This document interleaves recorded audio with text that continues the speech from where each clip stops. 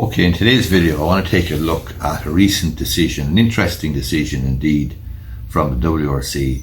It had to do with the question of selection for redundancy.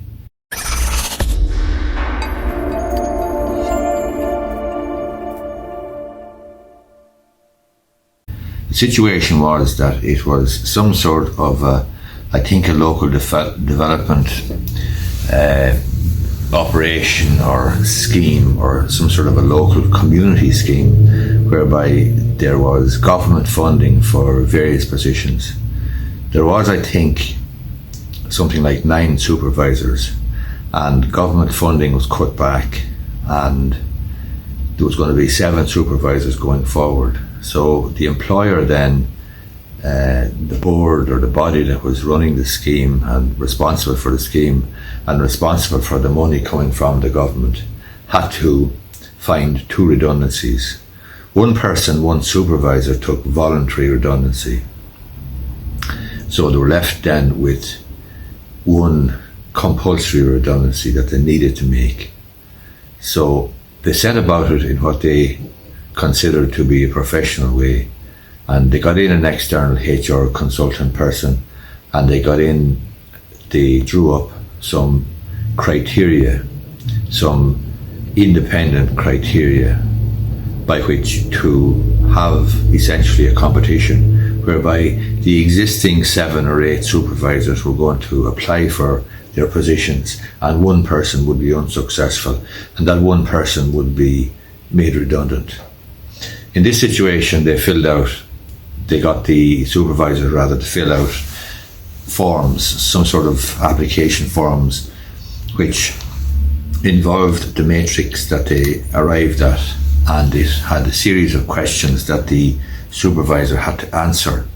And the supervisors answered this, and then they also did an interview. And after the interview, and after the process was carried out, 1 supervisor was identified for redundancy. He had scored the least. As far as the employer was concerned, the fact that there was an independent matrix of criteria drawn up, and they arrived at it fairly and so on, as far as they were concerned anyway, they could terminate the employment of the supervisor on the basis of his having failed to score well and having come last essentially in the competition. So he was the first person to be going.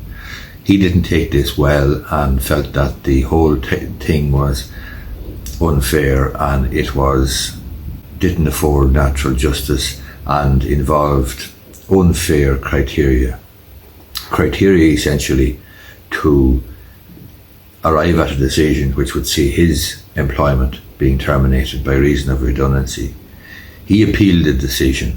One of the grounds for his appeal was that a person who was there for a much shorter period of time than him and had much less experience was successful in scoring much higher than he had, and he couldn't understand this because he had something like 4 years additional service over and above the other person. But the other big issue that he had was to do with the criteria, and some of the criteria or some of the decisions involved looking at 3 things which he argued were subjective and should not be used in the selection procedure. And they were his disciplinary record, his ability to cooperate and get on with colleagues, and his attendance record. So those 3 things he felt were unfair and unreasonable and should not have been used as criteria. However, he was unsuccessful in his appeal, and he was paid 9,000, I think 336 euros, but he was paid off anyway, and he got a little over 9 grand. He was successful in getting new employment, but in any event, he still brought a claim to the WRC against this employer because he said he was essentially unfairly dismissed by reason of his having been unfairly chosen. In other words, the selection process wasn't fair, and it was essentially something that was drawn up to get rid of him, and it was personal to him. And he went to the WRC and he won his case. And he won his case on the basis that the adjudicator found that the criteria that the employer would use in a situation like this, where they must distinguish between one employee and another in terms of fair selection, the criteria must be objective. And the adjudicator found, excuse me, that the criteria of his disciplinary record, his attendance record, and his cooperation or lack of cooperation with colleagues, these were characteristics that were personal to him. These were subjective criteria, and they were personal criteria. They were not objective criteria.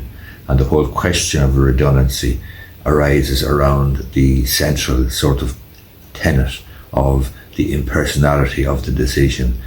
In other words, it's the position that's going, you play the ball, not the man. And in this situation, he was successful. Now, we had secured new employment since his termination. He obviously had received his redundancy payment as well. So the adjudicator found that he had no financial loss, but awarded him 1 month's salary in recognition of the fact that he was unfairly selected. The criteria used were subjective, not objective, and essentially then, as a consequence, he was unfairly dismissed. So you can't be too careful if you're an employer when it comes to choosing a person for redundancy. If you have to make a choice between one person and another, then the criteria that you use must be fair, must be rational, must be transparent, and must be objective, not subjective. You must play the ball, not the man. And I hope you find this video useful. If you do, I would appreciate if you give it a thumbs up down below, and you may be interested in subscribing to my YouTube channel. Thanks.